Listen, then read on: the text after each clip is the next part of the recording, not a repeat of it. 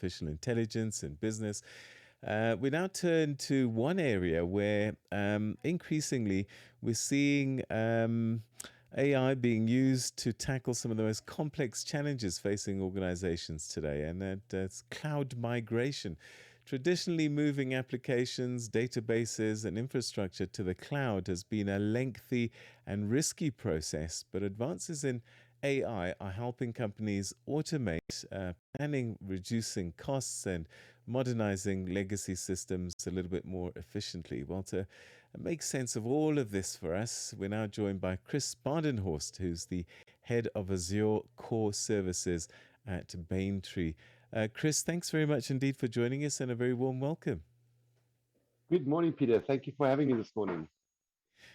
Chris, so when people hear about cloud migration, it can sound quite technical. How would you explain it in simple terms? Well, in simple terms, when somebody is migrating, cloud migrations in a simple term is literally taking what you have at your offices or in your organization or at the company. And I always talk about those servers that are next to next to the fridge in the kitchen, and taking that physical estate and then putting it into a cloud infrastructure or hyperscale cloud provider like Azure or AWS or Google, Peter. It's scaling out and migrating your workloads and your servers into the cloud. And it's as simple as it is. So your article says that AI is actually changing the rules of cloud migration. What's changing? What's happening? So, Peter, historically, large scale migrations were not just a guessing game. I mean, it was a very complex endeavor to get your digital estates from your organization into the cloud. And companies would spend months and months manually mapping out this server needs to go to this server into the cloud. And there was also a host of interconnected databases that needed to be addressed and mapped out. And oftentimes one missed dependencies that would derail the whole time frame and get the big cloud deployments out of the time frames originally promised to business and result in failure. AI and AI-led migrations is completely changing the game. And it's changing the game by acting like an automated, almost like a high-resolution X-ray machine. It scans your entire digital estate in a matter of hours and then uncovers a lot of the hidden dependencies that used to take hours and hours of my team's work, and it's compacting that into a very efficient, shorter time frame, and it's predicting compatibility bottlenecks before a single line of data moves into the cloud. So by replacing manual discovery as we used to do, and I say AI is moving so fast, Peter. I say in the old days with AI now, it's literally just like a few months back. How could we do like we used to do in the old days? We now are replacing this manual discovery with automated precision, and where the AI cuts down into the migration planning for you from months to literally days.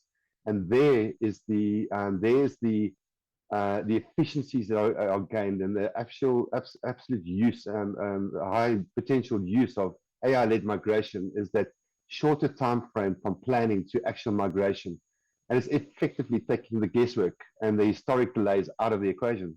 Yeah. So speed for sure is one of the big gains of AI being employed in this migration process. What other benefits are we seeing? I'm still, I mean, I love AI, make no mistake, but I still think that it's still quite new and I'm not ready to risk everything. Is that the approach that we should have? I'm sorry, I understand your question. Are you after the benefits of using So AI to migrate? I've probably asked you too many questions at the same time. Let's focus on this one then. Are there risks associated with handing over to AI your migration process? Yes, inherently there is. AI has the potential to hallucinate. We know all of this. Sometimes you ask AI to generate a picture of yourself in a Superman suit, and it comes back with a Batman suit. And it's not really what you asked for, but that's what it gave you. And one can't emphasize the importance of keeping the human in the loop ever. The AI agents and the loss of experts in this process is by no means gone. And what I'm saying by that is that us as MSPs in the process, and in our MSP space, or we just get rid of the three-letter acronym, managed service providers in the cloud, have a bunch of experts that do not get replaced. And what those experts are there for, Peter, is to make sure that where AI is derailing itself, to ground the AI back onto the rails, so there's no massive derailment in the migration process. And more importantly, that's just to get them more efficient. And it gets back to a few things for me on AI. And yes, we spoke about speed to delivery, on how we can do migrations faster. But more importantly, it's getting experts like our Azure experts our Azure solutions architects at Braintree more efficient. More can be done in an hour now by helping AI or by using AI to migrate into the cloud. And that inherently is the risk here. But what can be done to mitigate the risk, and I'll just continue talking on this topic, and you stop me if I'm derailing, but is making sure that when you are setting up your migration agents, or you are using agentic AI to migrate your digital estates into the cloud, that you ground your AI agents with proper prompting, proper information, and building in skill sets like security, cost optimization, reliability and performance. And our last one we work with is operational excellence. Once you've got a holistic approach from an expert human, the AI follows the prompt rather correctly. Are there areas that AI are finding still too complex to handle, and that we as human beings are still winning? I dare. I'm scared to answer that question because at this point in time, no. I would say that the AI agents and the way they've been developed are very human dependent to this point in time. And I'll get back to it. You can allow an AI agent to do this by itself, but you're at massive risk of the thing not doing what you prompted it to do originally.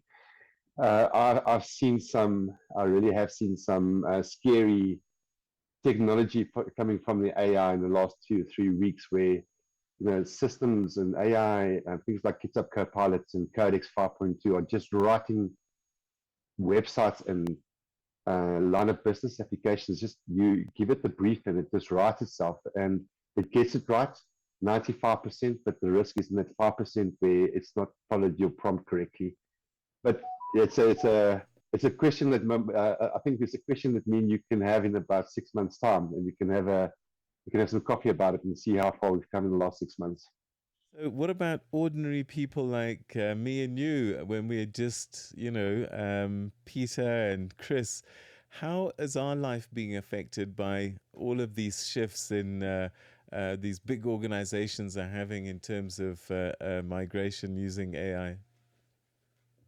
It's such a much broader conversation to be had, because we use this for migration, but we use this for deployment, basic deployments in a lot of the digital projects that we do. And these can be um, deployed to a lot of facets of business in various technology stacks. How it is affecting it, and I think there's an underlying question here, I think that you're trying to ask me, and it's are we as humans at risk of not having anything to do in the next 5 to 10 years?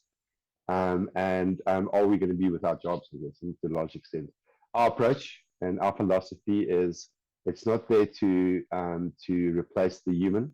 It's there to make the human more efficient. And it's there to make me more efficient. And if I see it just from day to day and basic AI deployments like Copilot, it's changed my life. It's made me more efficient and it's got me going a lot more time. Microsoft have now recently released Frontier Cowork, and that has just absolutely made me faster. And I don't have to sit with the mundane emails, filter through everything, and then spend 2 hours going through my mail. I can literally go in 10 minutes, have everything prioritized what I need to do. And that's a 75% efficiency gain. And if Yeah. you use that approach with your digital migration or your AI-led migration, is to get the experts more efficient and to do Yeah. more in a daily basis. And Chris, I hear you. And we've always thought that technology makes us more efficient, more productive, which it does. But what it then does is it gives us more work to do and then on top of what we used to do before. Chris, it's been a Yeah, so pleasure. now, It's thank you, been a Peter. pleasure talking to you. We're going to have to leave it there, unfortunately. But thanks so much indeed for your insights. Thank you very much for having me this morning, Peter, and have a great day. Thank you so much. That's Chris Bardenhorst, head of Azure Core Services at Baintree, speaking to us today on the discourse about how artificial intelligence is transforming even cloud migration. It's time for your news headlines. A very good morning to you. Tualane Tulongwepe. SABC News.